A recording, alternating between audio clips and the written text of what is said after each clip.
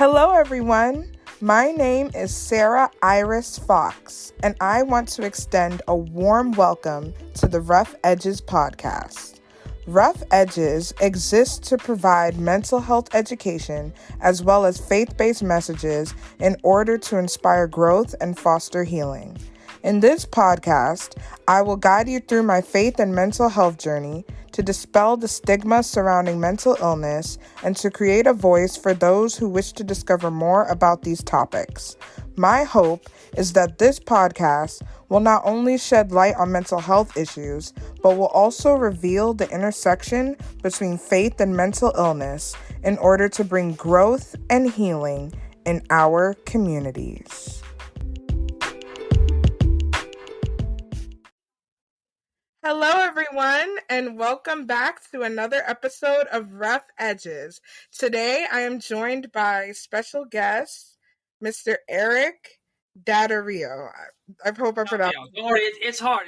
It's an Italian name, so it's not always easy to say those Italian names. All good. No problem. Thank you for that. Yeah. Eric helps students and student athletes see how making better life decisions now will lead to a more fulfilling life. Through stories and examples, Eric's presentations engage and resonate with students and student athletes as he knows them and how they can immediately change the course of their own lives and the lives of others. The presentations have a beneficial effect on the youth who experience them by showing them how the decisions they make every day can have long-term consequences on their lives. So thank you, Eric. Welcome. Yeah, thank you for having me. I really appreciate it. I'm excited about this conversation. Yes, of course. So, Eric, before we dive on in, I would like to ask, what are 3 things that you are most passionate about and why? So, number 1, I'm going to say my wife, right? That's just my whole world right there, right? I'm passionate. I love her. I love to see her happy. So that's number 1, my wife. Number 2 is going to be my family, right? So that's, again, my wife, my mother, my 2 brothers, and the other brother who's no longer here, which we will be talking about today. And then number 3, outside of my family, those 2 things, my biggest passion is helping youth make better, healthy choices so that they can get through any struggles, any trials, tribulations that they may be facing, so that they can live a life that they deserve of being happy, healthy, and more fulfilled. So those are my 3 big passions in life that I always think about and strive to get better at every day. Yes, I really love that, especially with your passion for your wife and your family.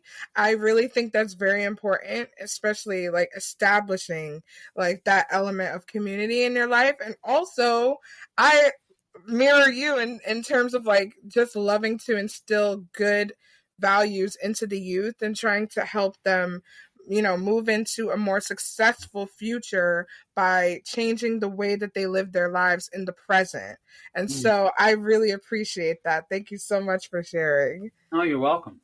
Definitely. Yeah. And so, Eric, as I mentioned in your bio, and as you also mentioned just now, you are in the business of helping students and student athletes learn how to make better decisions for their lives. So what got you into doing that specific line of work?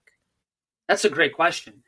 And what got me into this was, I will never forget the day that the doctors walked in to my younger brother Brendan's hospital room. They looked me dead in the eye and they said, we're so sorry, but there's nothing else we can do. You're going to have to say goodbye to your brother. And then they looked directly into my parents' eyes and said the same thing. And just having that thought, that feeling of hopelessness. Because see, my younger brother Brendan, when he was in middle school, high school actually, really started suffering from social anxiety. And it got to the point to where he was so nervous, he's so concerned, so afraid of what others are thinking about him, what they'll say, how they'll react. Because he was going through this, this struggle in his life, he was suffering for a long time. And it got to the point to where it just started taking his life over. And he thought to himself, I don't want to feel like this. I don't want to live like this. So he started coping with it on his own in an unhealthy way. He started drinking, thinking this is what was going to help him.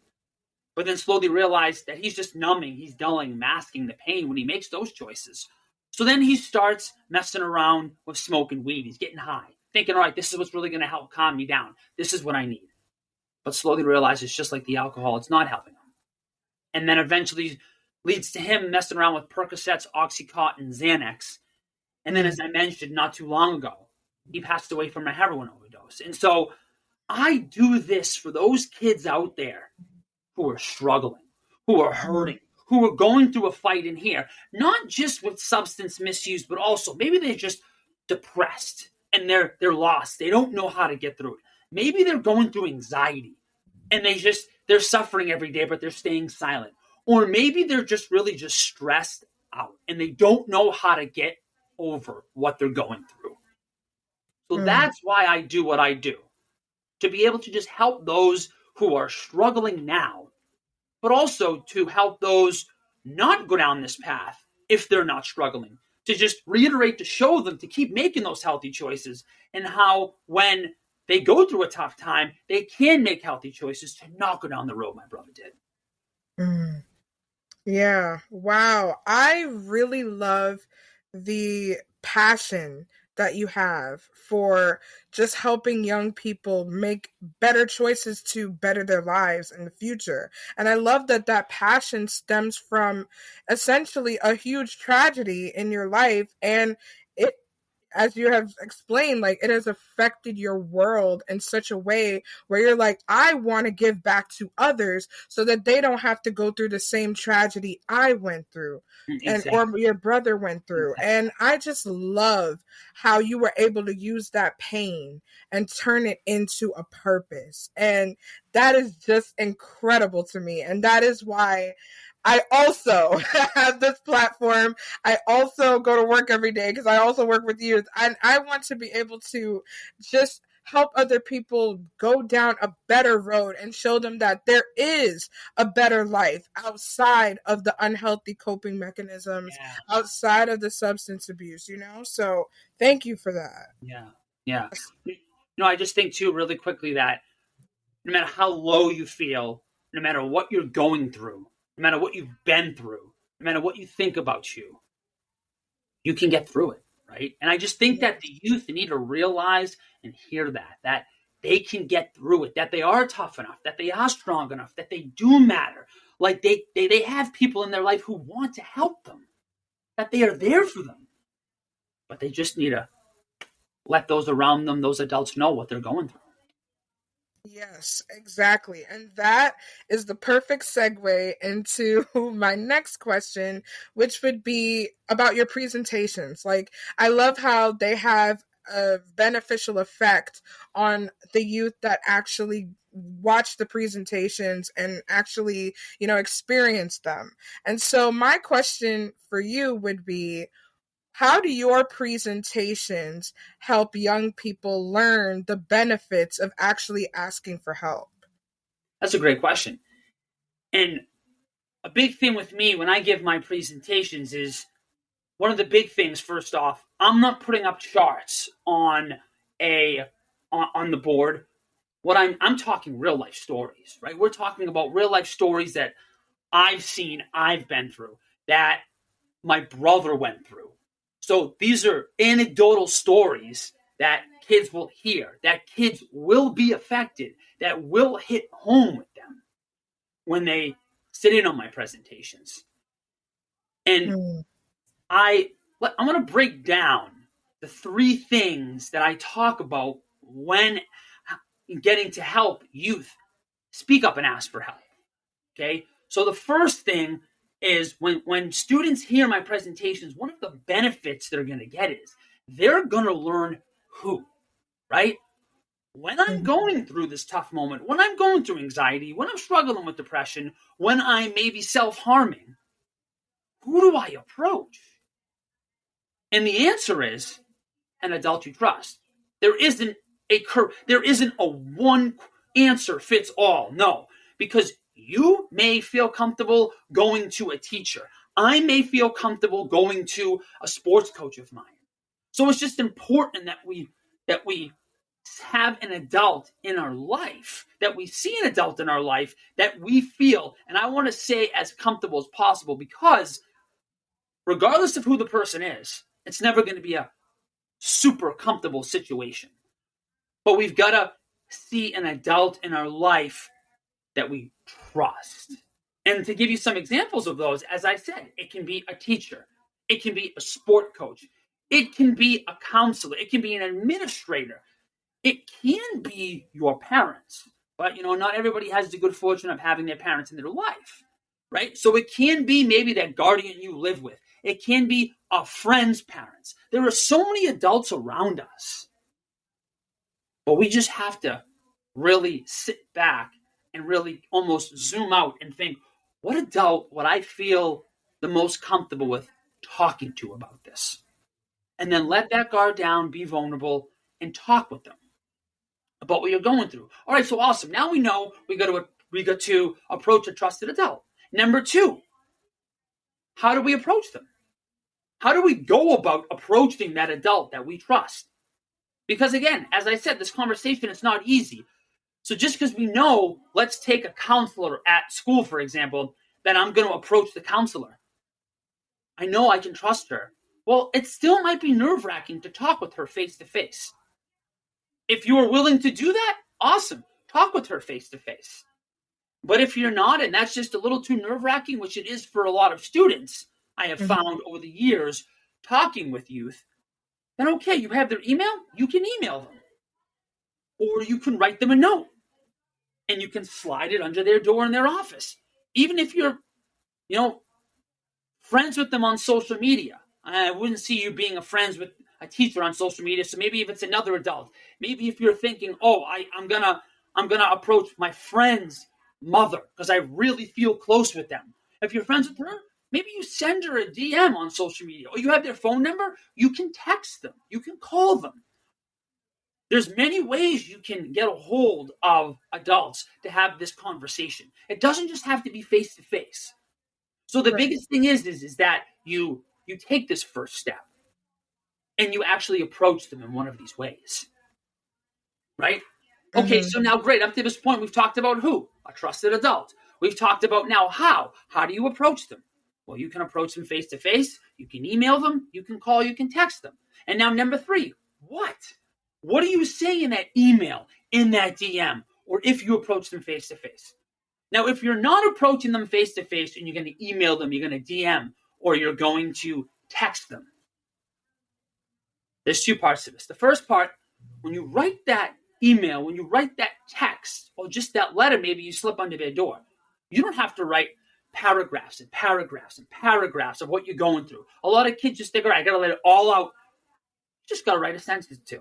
Just a sentence or 2, letting that adult know, my name's Eric Daddario. Let's say I was writing to a counselor. My name is Eric Daddario, and I'm going through a hard time right now.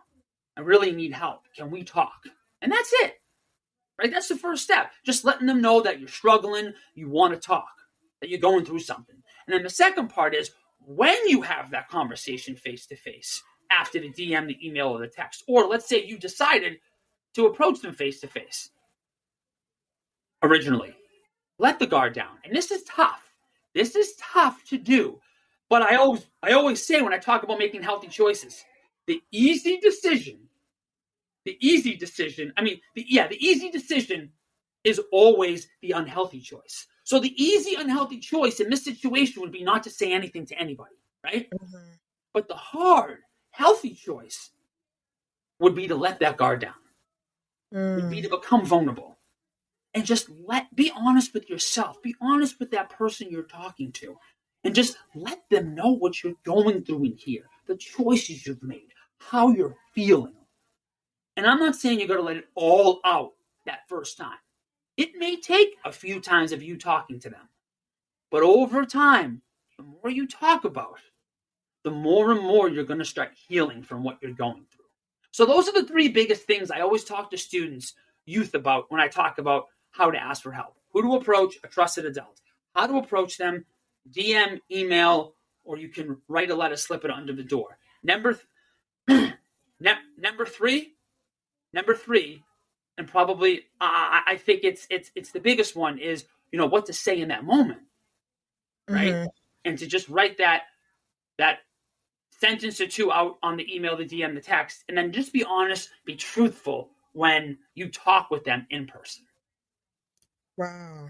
I really like that. I especially love like the approach, because a lot of people think like when you're asking for help, it has to be in one specific way, and that's not necessarily true. Like as you were saying, it could be through an email, a text message, like even writing a letter, like a note, and just leaving it there. Like that's all valid forms of reaching out for help. Yeah. And it's so interesting because a lot of young people feel like they have to do it on their own. Like they feel like they're put in a position where they have to just figure it out, and they have to, have all this knowledge and be able to, segue into adulthood all by themselves. And so it feels kind of weird when they're asking an adult and being put in a position of like, oh, can you help me with this? Because they don't want to feel like they don't know what they're doing, Mm.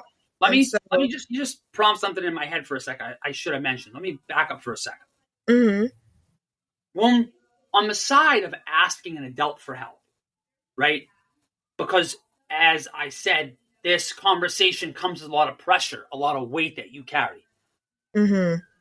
To relieve some of that pressure, that weight, to feel a little bit more comfortable, approach a friend. Approach Yeah. a friend, approach a teammate, approach a classmate, and say, look, man, I need your help. I'm going Yeah. through something right now. Can you be there to support me when I talk to this adult? I know I got to do it, but it's really hard.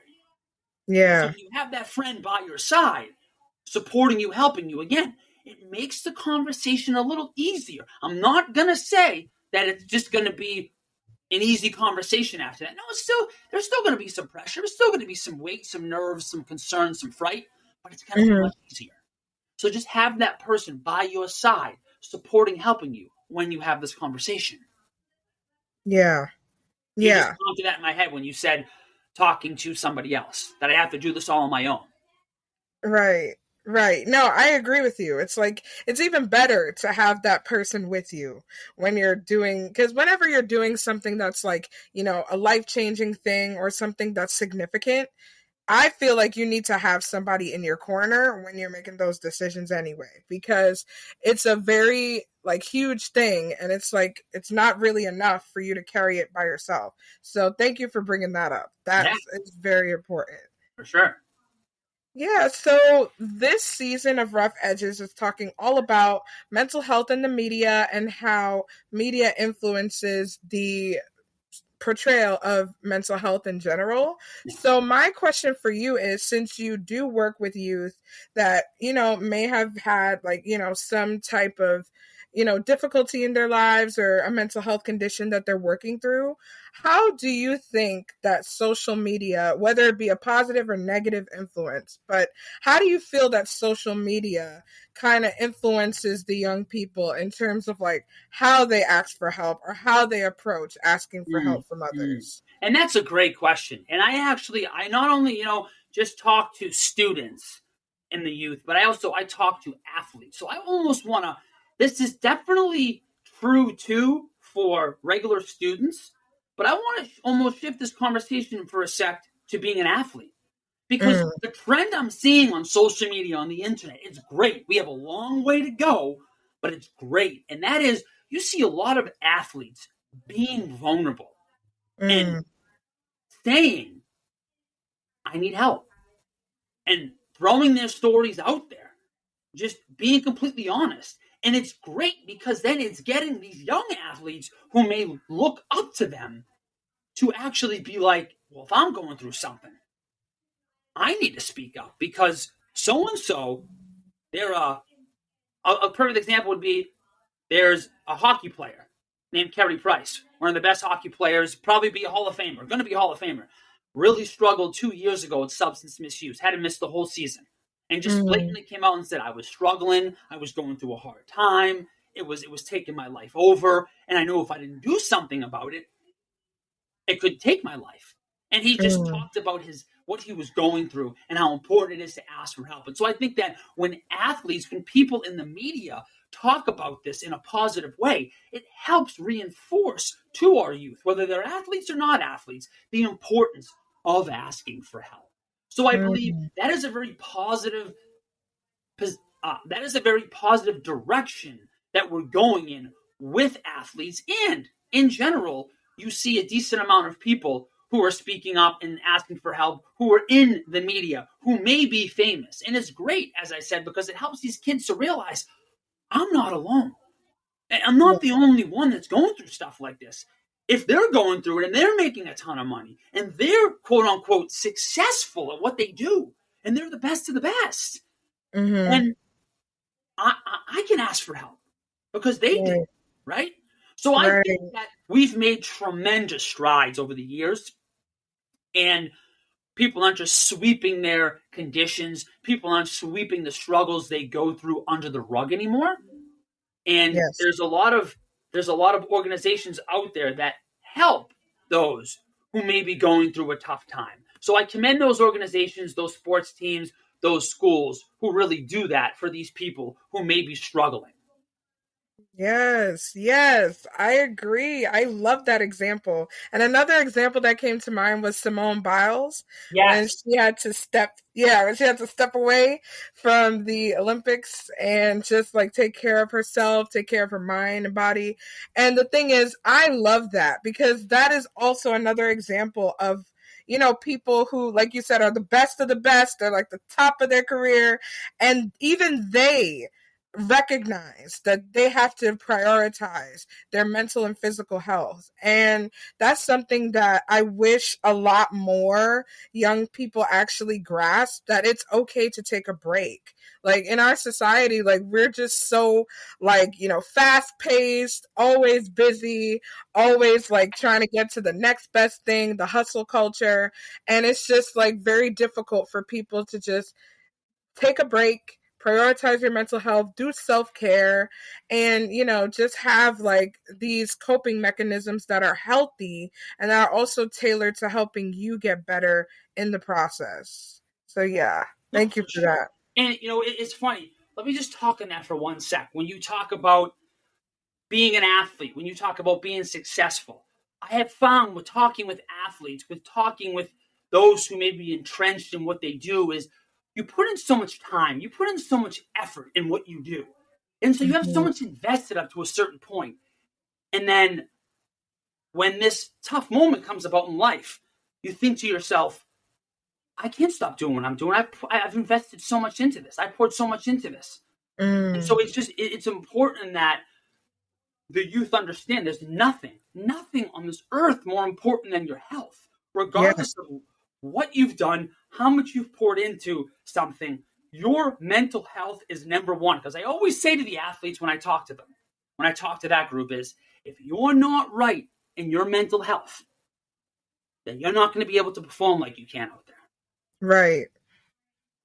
So Right. it's you're not going to be able to perform like your team needs you to. But more importantly, if you don't take care of it and you don't deal with it, so you can start healing from it, then eventually you're going to have to stop regardless because it's going to take your Mm. life over. So why not Yeah. stop when it comes about and deal with it, right? I just think that Yes. yeah, we invest as athletes, as maybe musicians, as business people, whatever it is, whatever that person is doing, is drenched in. We've invested so much, and we don't want to let it see it slip away because we've worked so hard for it. But our mental health is just the most important thing. Yes. Yes, I agree. Especially with like what you said just now. Like a lot of the times we think like, oh, if I stop, it's the end of the world. Like I'm gonna lose it all. And that's not true. It's just like you gotta step back sometimes and avoid that burnout that you get from like going and going and going and never like prioritizing like your mental state. Cause if you're not in the right frame of mind, you can't keep up the momentum. You can't work like you want to. So yeah, that's like a really valid point that you made about just like not sacrificing your mental health over the investments that you're making along the way. Yeah. Yeah. Yeah. So, Eric, I want to thank you for coming, but I have one more question for you. So, my final question would be, what advice or words of encouragement do you have for those youth that are struggling with mental health issues or just learning how to ask for help in general? I'm going to have to double down. I'm pretty sure I already mentioned this and say that they're worth it.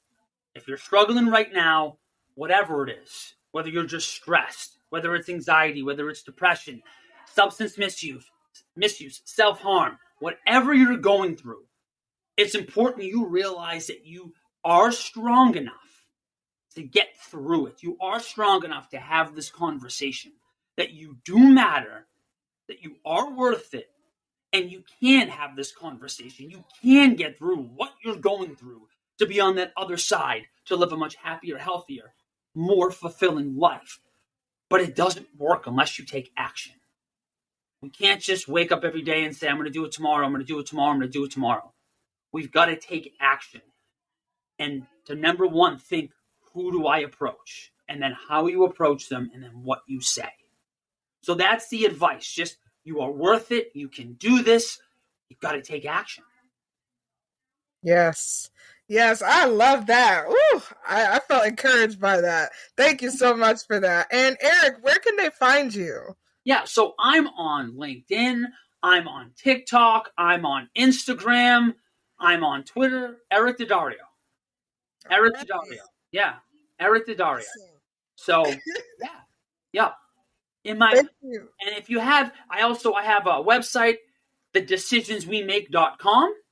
And if you have any questions, or you want to maybe book me for an engagement to come and speak to your sports team, to your high school or youth, you can email me at thedecisionswemake.com. I'm sorry, Eric at thedecisionswemake.com. So, yeah. All right.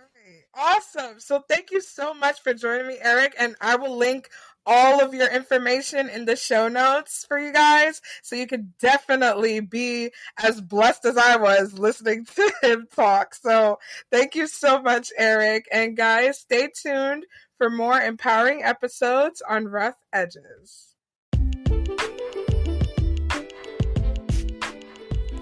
Thank you for listening to Rough Edges.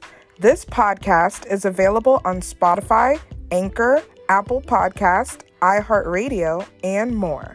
For more updates on the Rough Edges podcast, please follow on Instagram at rough.edges.podcast.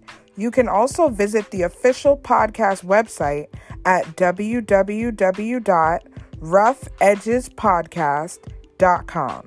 If you have any questions or further suggestions for how this podcast can grow, please email at rough.edges.podcast@gmail.com. Thanks for listening and have a wonderful day.